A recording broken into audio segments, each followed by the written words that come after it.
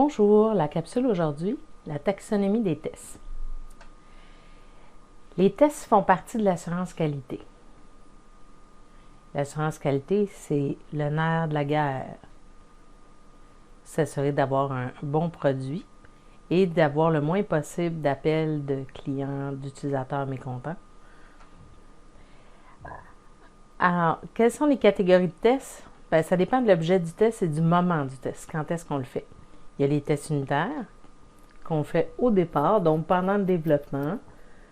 C'est en boîte blanche, c'est au niveau objet. Donc, on voit le code, c'est pour ça la boîte blanche. On est capable de lire le code, c'est fait par des programmeurs. Et on peut facilement les automatiser. Alors, on teste une seule chose.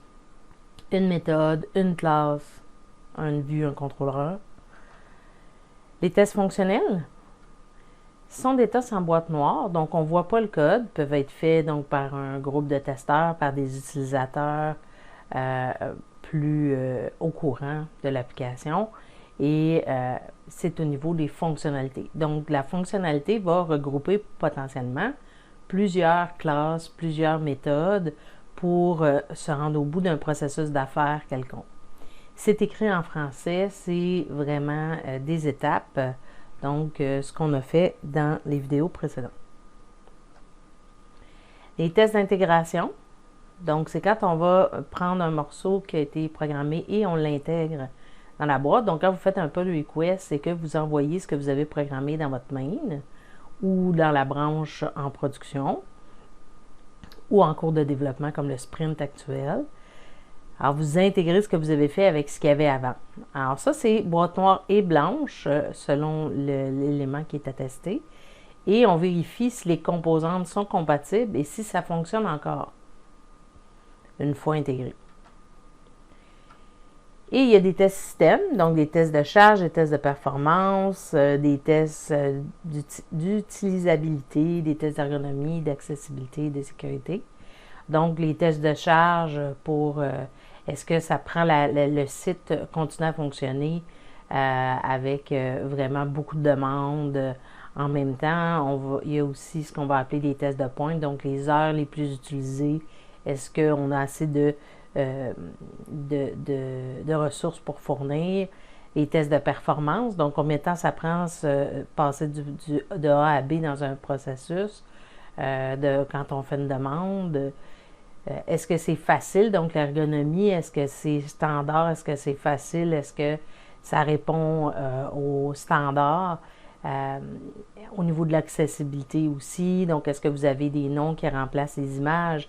Est-ce que vous avez des éléments qui sont identifiés comme potentiellement dangereux, comme des éléments clignotants qui pourraient provoquer, trop vite, là, qui pourraient provoquer des crises d'épilepsie. Donc, ce genre de choses-là. Est-ce que je peux utiliser la souris comme le clavier? Donc, quelqu'un qui a une difficulté motrice pourrait le faire. Alors, là, ça, ce sont les tests d'accessibilité et il y en a plein d'autres. Et évidemment, les tests de sécurité, hein, à tous les niveaux. On a de la sécurité, c'est le mal du siècle. Les boîtes, oui. Donc, boîte blanche, on voit la structure du code, c'est au niveau programmeur. Ça permet l'anticipation, l'optimisation et c'est pas exhaustif, donc il faut faire attention au niveau de ça. On ne voit pas nécessairement tout. Alors, ça peut être complexe, ça peut être long de tester chaque petit objet, chaque méthode, chaque classe à l'intérieur, mais c'est souvent nécessaire. Boîte blanche, boîte noire. Donc, on voit pas le code est invisible, c'est au niveau de l'utilisateur ou des testeurs. Il y en a qui ont des équipes là, qui peuvent faire ça. Ou encore dans une équipe de développement, on a des fois des programmeurs analystes ou des analystes qui programment pratiquement pas ou plus du tout. Donc, soit ils ont programmé par le passé, ils ne programment plus. Donc, dans des anciens langages, des choses comme ça. Surtout dans les compagnies qui sont très hiérarchisées.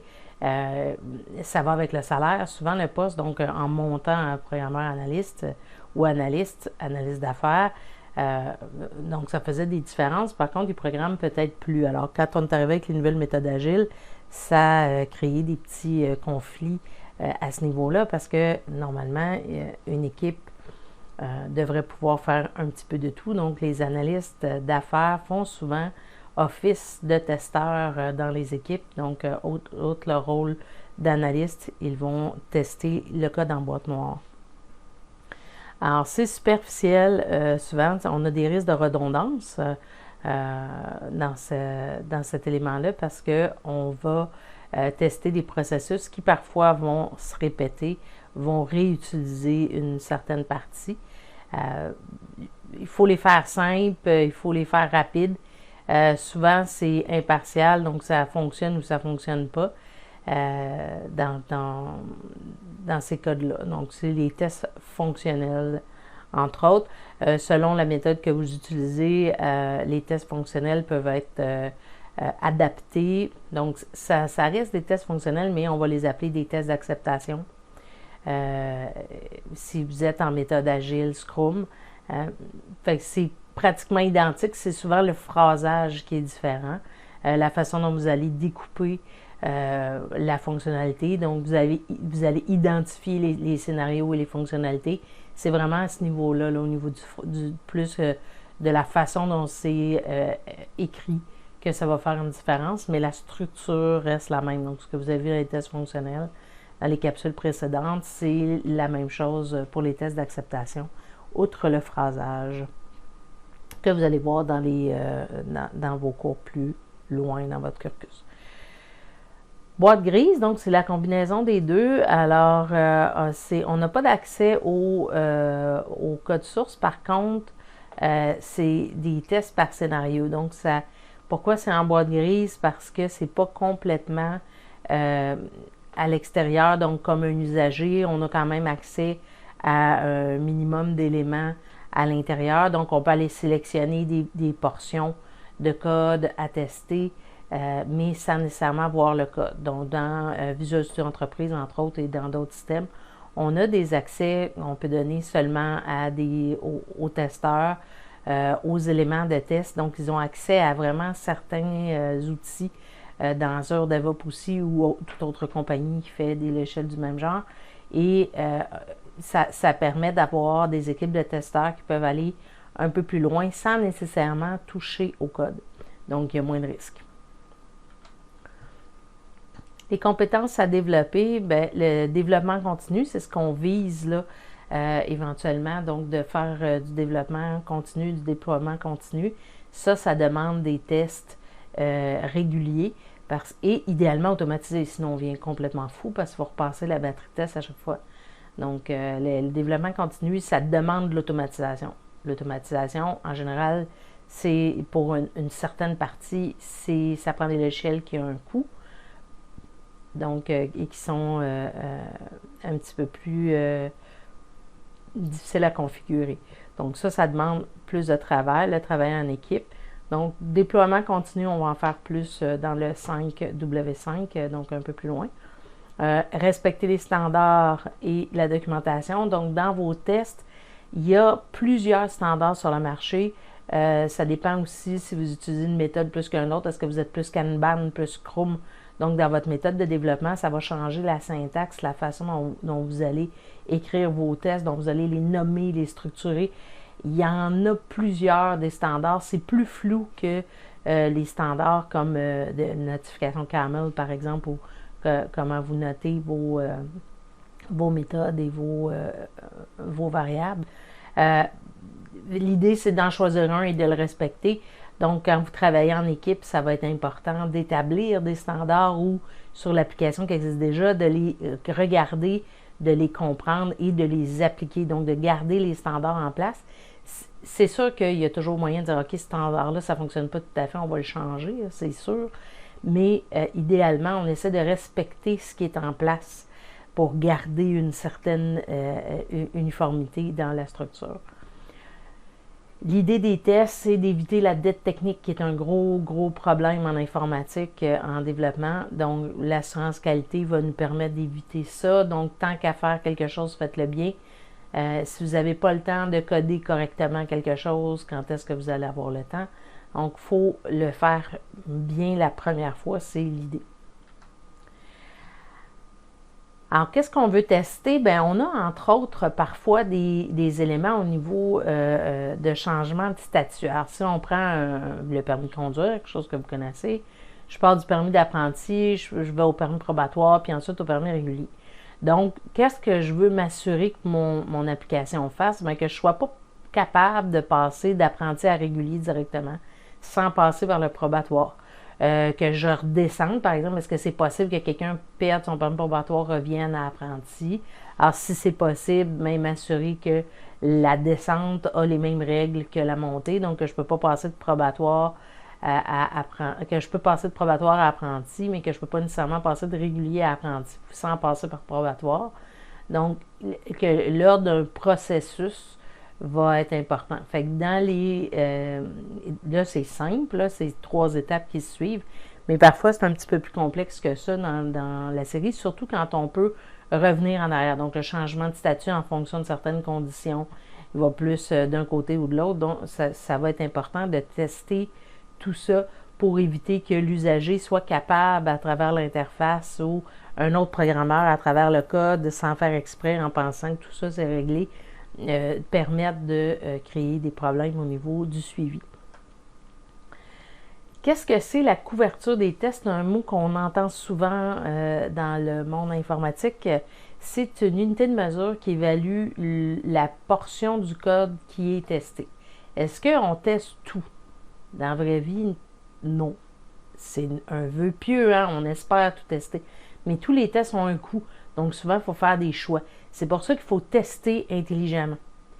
Donc, plus il y a de tests, moins il y a de bugs à l'utilisateur, en théorie. Et plus ça coûte cher parce qu'il y a plus de tests. Donc, les automatiser, souvent, ça réduit énormément le coût humain parce que ça réduit le coût en temps. Donc, ça permet de les exécuter. Souvent, ce qui est fait, c'est des tests exécutés pendant la nuit. Ça tire des ressources, mais étant donné que les programmeurs sont moins là, je dis moins parce qu'il y en a beaucoup qui travaillent la nuit, donc ils sont moins là, ils vont exécuter les tests et avoir le résultat. Fait que, qu'est-ce qu'on teste? Les trucs les plus cruciaux. C'est parce qu'on ne doit pas nécessairement tout tester. On aimerait ça, on vise, si on avait tout le temps du monde et tout l'argent du monde, ça, on pourrait dire on va tout tester, mais sinon, il faut choisir les éléments les plus névralgiques. Alors, quand on a un élément comme notre changement de processus, il faut tester toutes les possibilités. Même si on est convaincu, ouais, mais ma petite liste de choix, elle détermine les possibilités, donc l'usager ne peut pas se tromper. Ouais, mais c'est justement ça qu'il faut tester. Est-ce que le code que vous avez mis en arrière de la petite liste de choix fait qu'est-ce que c'est censé faire?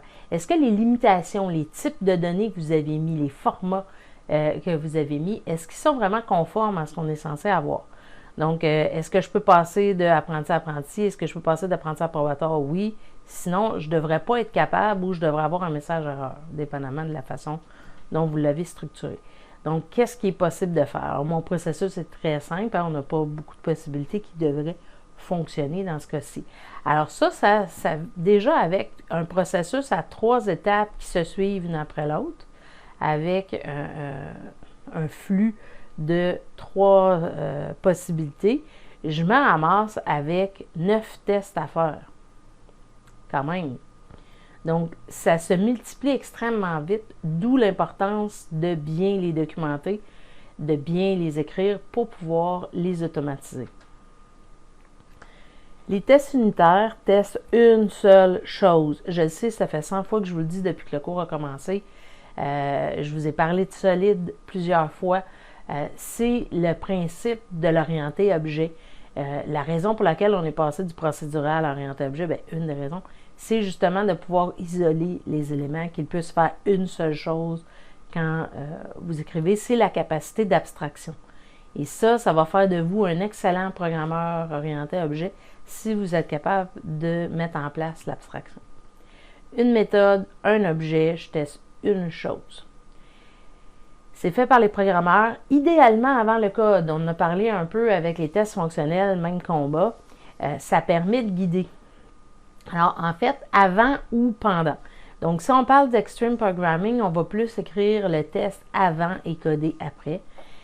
Si on parle du test driven développement, on va tester on va créer le test au fur et à mesure et on va coder en même temps. Donc, on écrit une portion de test, on écrit une portion de code qui va avec. On écrit une portion de test, on écrit une portion de code qui va avec. C'est un cycle plus. Donc, le test driven développement est un petit peu plus utilisé aujourd'hui avec les méthodes agiles, donc qui sont des méthodes en cycle. Mais c'est très, très, très inspiré du Extreme Programming. Mais pourquoi j'écrirais les tests avant le code? Bien, ça évite de modifier le code inutilement parce que tu viens de te rendre compte qu'il y a un cas auquel tu n'avais pas pensé. Alors, ça structure la pensée d'écrire le code avant. Ça traduit les règles de l'utilisateur, puis ça permet souvent de voir les trous. Donc, on évite des tests qui échouent sans savoir pourquoi. Donc, parce qu'on a codé quelque chose, ça échoue, mais on ne sait pas pourquoi. Si vous l'écrivez au fur et à mesure, par petits bouts, puis ça, on va vous le répéter souvent aussi, tester par petits bouts, build régulièrement, attends pas d'avoir écrit 77 lignes de code avant de builder, puis de dire « Oh, madame, ça marche pas. Je sais pas, dans mes 77 lignes de code, qu'est-ce qui pète. » Donc, il faut tester régulièrement. En utilisant cette méthode-là, ça vous amène là. Vous testez que quelques lignes de code à la fois, voire une seule. Donc, au fur et à mesure que vous écrivez votre code, ben, votre test vous guide, vous dit quoi faire. Donc, vous rajoutez de la complexité et vous faites le refactor du code, donc la réorganisation, l'optimisation du code au fur et à mesure. Ça évite la dette technique. Ça évite aussi d'être influencé par le code, donc d'écrire le test en fonction de ce que vous avez codé et non pas d'écrire le code en fonction du test qui répond aux critères du client.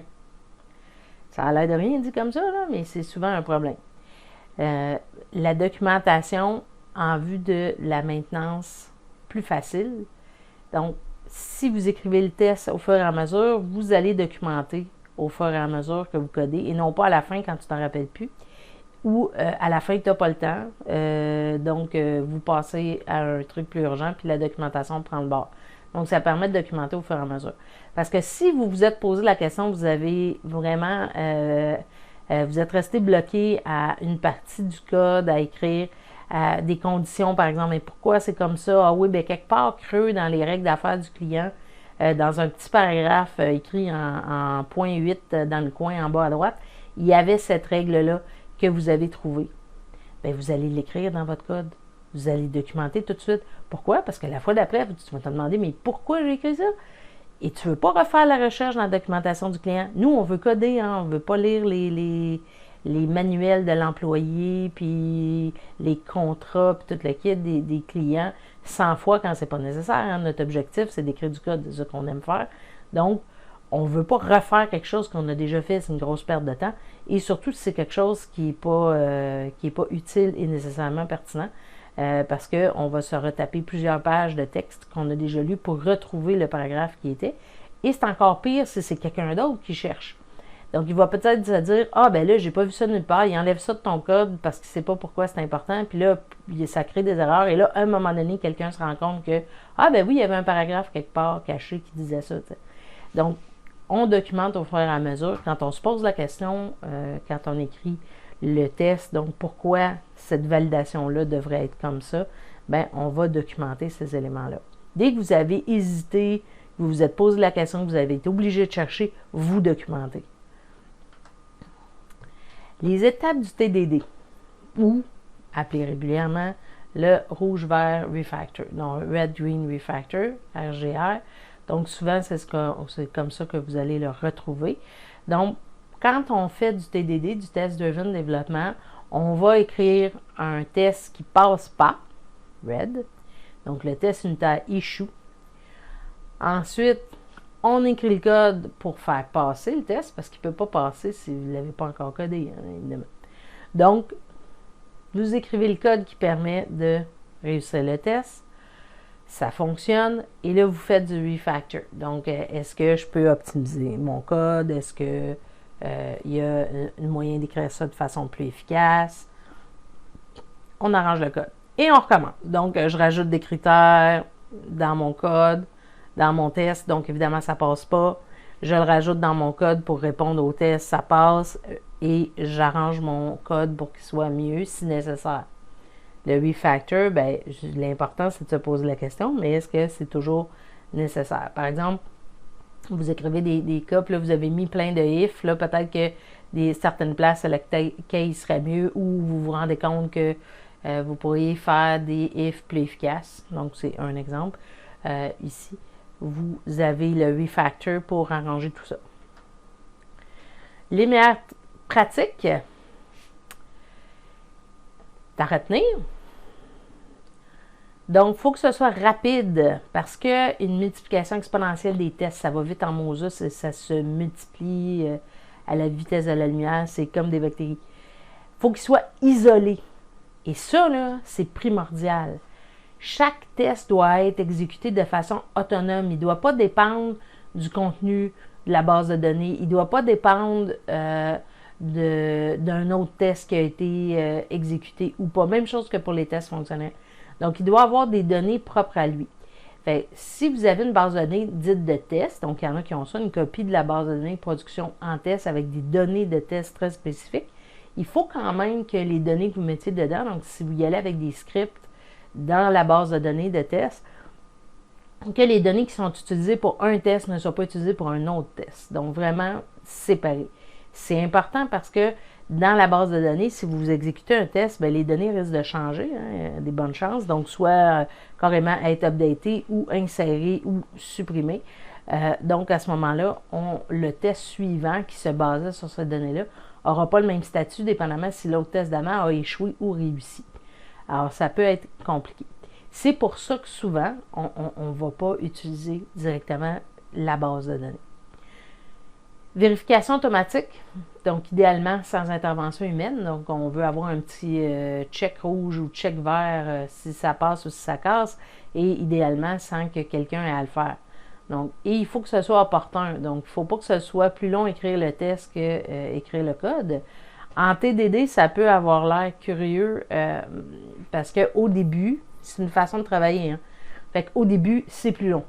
Je vous dis, avant que vous vous habituiez à faire du TDD, ça prend un peu de pratique. Donc, d'après moi, avant la fin de votre cours, je dirais 5 facile, 5W5, vous allez trouver que c'est beaucoup plus long écrire en TDD qu'écrire directement le code parce que vous allez faire le test au fur et à mesure. Par contre, si vous ajoutez le temps que ça prend écrire le code plus faire les tests après, là, vous allez vous rendre compte que finalement, c'est pas tant plus long. Et aussi, si vous avez tendance à partir votre debug et à builder votre texte une fois tout votre code écrit, là, parce que vous êtes sûr que vous êtes bon et que vous avez tout compris puis que vous avez écrit de façon complète là, tout le code à écrire, bien, vous allez vous rendre compte que chercher les bugs, c'est vraiment plus long dans ce temps-là. Donc, à la pratique, là, vous pourrez parler à n'importe qui teste depuis longtemps puis qui a pratiqué le TDD un peu, parce que comme n'importe quoi, ça prend un peu de pratique pour être à l'aise. C'est vraiment plus efficace.